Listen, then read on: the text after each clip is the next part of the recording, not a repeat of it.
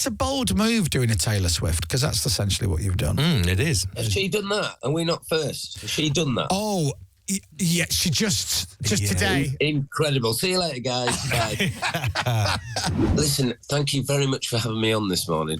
I'm back on Team Moyles and I love it. Yeah. Hey. You're part of the show. See, but you still listen a lot, though. It's not just when you're on. Of course I do, yes, of course I do. We're the number one choice in the Rick Witter household, correct? Without a doubt, without a doubt. Exactly, unless Claire put us on our 80s as well. Exactly. Let me do the intro properly. Ladies and gentlemen, Mr. Rick Witter. Yeah. We're just saying off the air during that, what's going on, Rick? So 30 years ago, you put your first album out, right? 30 years ago. Yeah. And then January this year, you put out your latest album, 30 years later, and that album went to number one, and it was your first number one album, right? Yes. We're very patient people. Yeah, aren't you just? But it was so lovely because it was like the 30th anniversary. Oh, this is brilliant. And a brand new album, so not like a greatest hits, a brand new album of brand new songs, and it goes to number one. You get your number one. You are the number one album. Finally, this is great. Now, am I right in saying you just you put this together, this new album, Liquid Gold? There was no plan that this would go to number one. You never thought about it. You just thought, let's do the reworkings of our songs. But this could go to number one as well. Well, it could, which is crazy. But the reason we've done this is because we thought, right, it's our 30th anniversary. Labels might just want to throw out a greatest hits package again with new artwork, and we're thinking, well, that's ripping off our fans. We don't want that. So why don't we go? So they could, in theory, do that, and you'd have no control over it. Yeah, right. Pretty much, because we still don't own our songs properly. Right. I mean, they're our babies, but we don't own them. So we thought, how can we counteract that? So we thought we'll go back in the studio. We'll lovingly revisit some of our back catalogue, stick a big orchestra on it and see what happens. And we find ourselves nearly at number one, which is crazy. It's brilliant, isn't it? And right now, he is living the dream because I'm not. I mean, premiering in Sheffield. That's what I'm doing. Say morning to Lenny for us, won't you? He's always there. Does Lenny Henry come and tuck you in at night in premiering? Every night this week. I'm sick of him. That's Lenny. He's everywhere. So there are certain... so basically, today in Sheffield, you're doing like a little... So is it... Now, I get confused because Shed 7 used to be the Shed 7's thing, right? So Shed 7 went away, had a bit of a break. Some of them went off, got proper jobs. I think one of them was a traffic warden. I think Tom was a traffic warden or something like that. And then they came back and they did some shows and everything. They went, we can do a tour. We can do a little tour. Call it Shed Sember. And they did. And then the next year, they went, we won't do it again. We'll have a little break. And then Shed Sember started like at the end of November. And then it would be like mid-November. And now you are doing shows all through October. And then from like the second week in November, you're back doing Shed Sember, which is no longer called Shed Sember anymore. I know, it's so confusing. I can't keep up, Chris. I can't keep up with you. So what are these shows you're doing like now, like this week?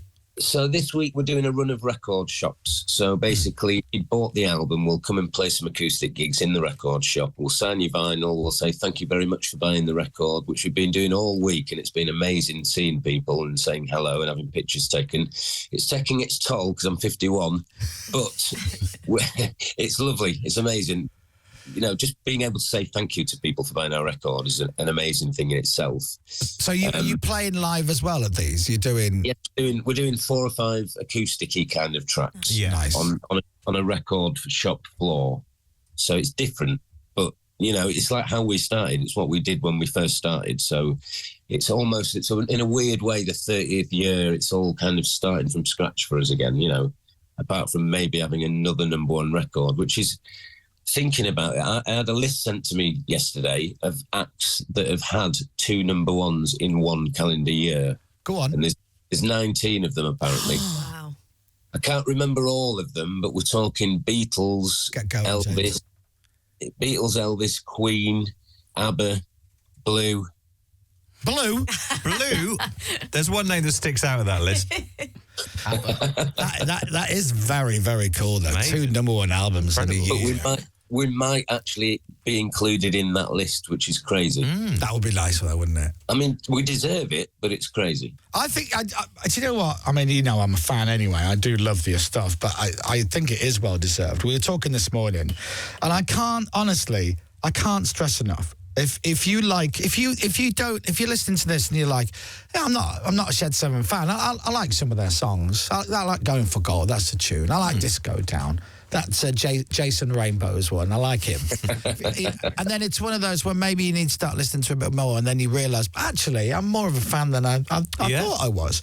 So here's what you can do. You can go all the way back to the beginning and all of that Change Giver. But the last album, when they came back a couple of years ago and released Instant Pleasures, which is scarily now 2017 when that came out, wasn't it?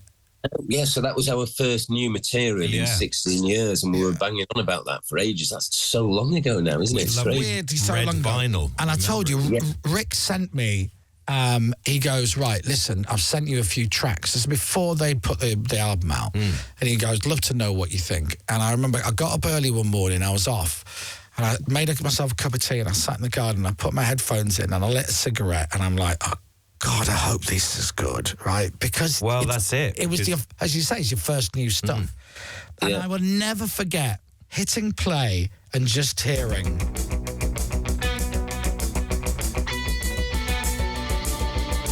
And I'm like, oh my God, this is brilliant, right?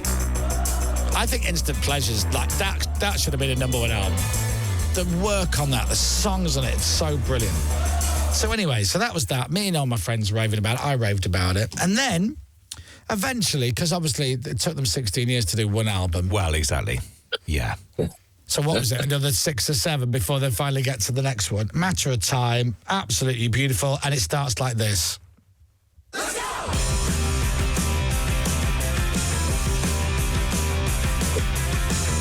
And it goes to number 1. And deservedly so.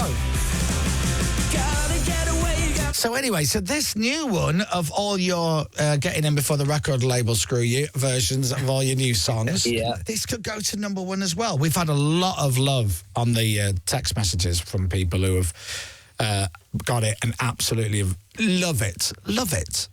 Well, that's ace to hear.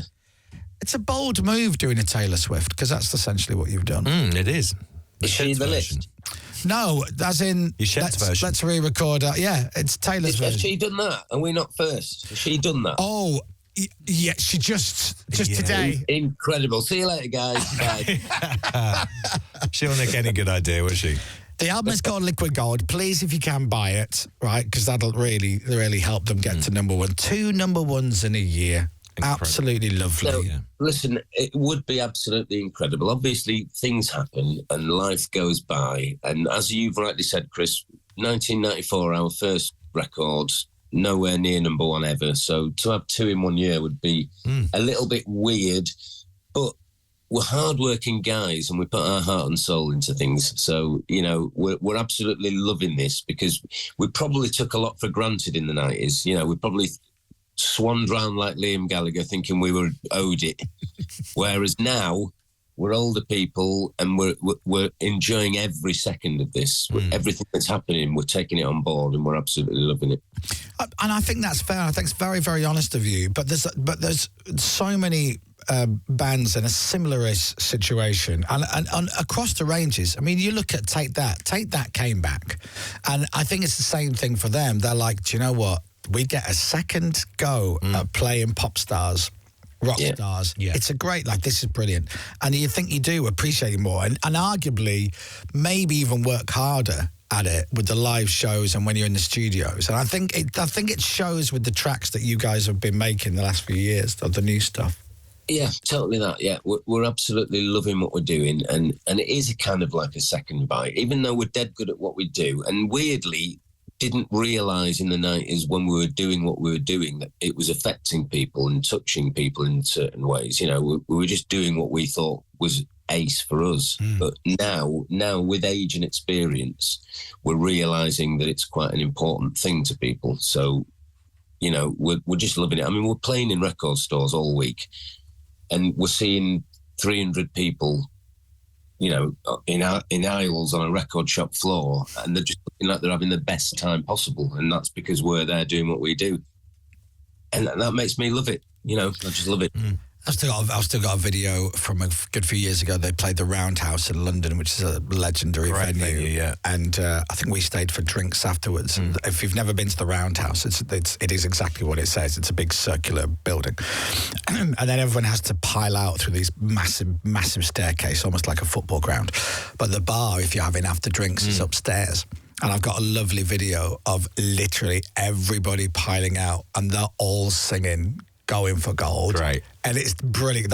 Every fan is they just sing it. Band are off stage, they've gone, and everyone walking out is singing it. There's just something very infectious about your tunes, Richard. Well, yeah, but we don't know how we do that. We just do it. You know, I've heard stories of people on tubes that half an hour later still singing Chasing Rainbows. You know, the whole tube carriages just doing it. And it's amazing. Absolutely amazing.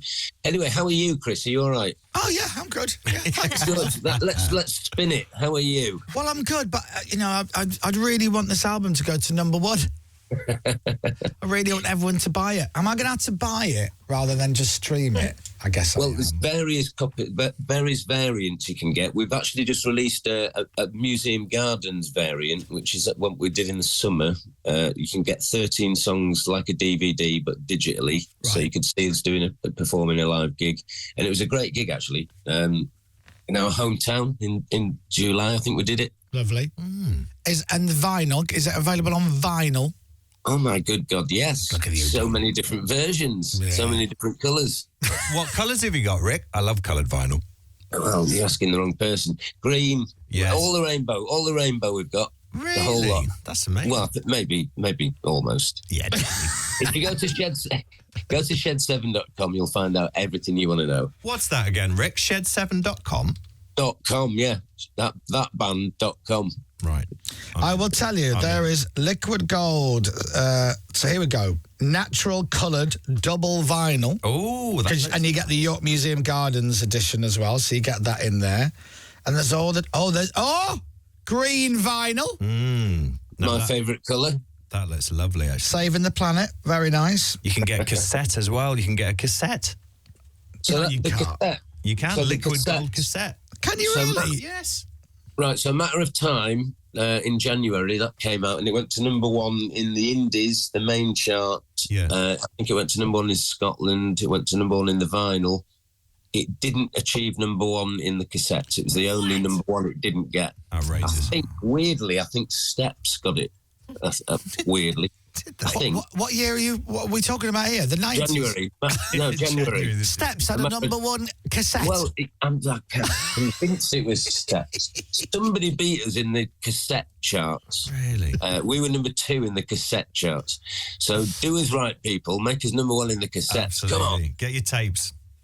Get your tapes out. Get your tapes out. I've got this. I've just been sent a message from our friend who's lovingly known as Ginger Nick. Oh, right, yes. And he has got Shed 7 liquid gold vinyl on his record player in front of his picture with the words York so good they named it once. Ah, that's good. Piece of artwork there. Very cool. So morning, Nick. Morning, you lot.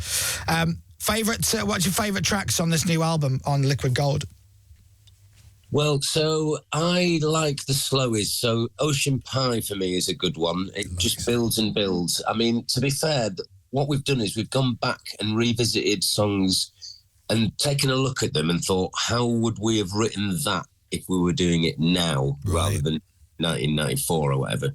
So giving it a bit of space. We've not changed the songs. We've just looked at the arrangements and jazzed it up a little bit, if you know what I mean. So we've put spaces in there to make the orchestra breathe. It's grown-up music for grown-up people. That's kind of what I'm trying to get to. And it works. So, it does work. So if you take on Standby, so here we go. Would you stay on standby?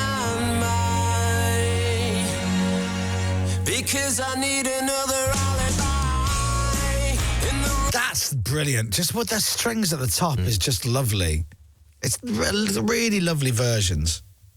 Well, thank you. I mean, you you put strings on and it takes it to a whole different place, doesn't it? It does. But Shed 7 have always done that. You've always loved a bit of brass and a bit of a little string section. Yeah, we have. But, well, Going for Gold, for example, never had strings on it. So we knew we needed to do Going for Gold because it does take it to a whole different place. It's become James Bond. It's Technicolor, and also... Go on, sorry. You can talk over it. Well, I was just going to say...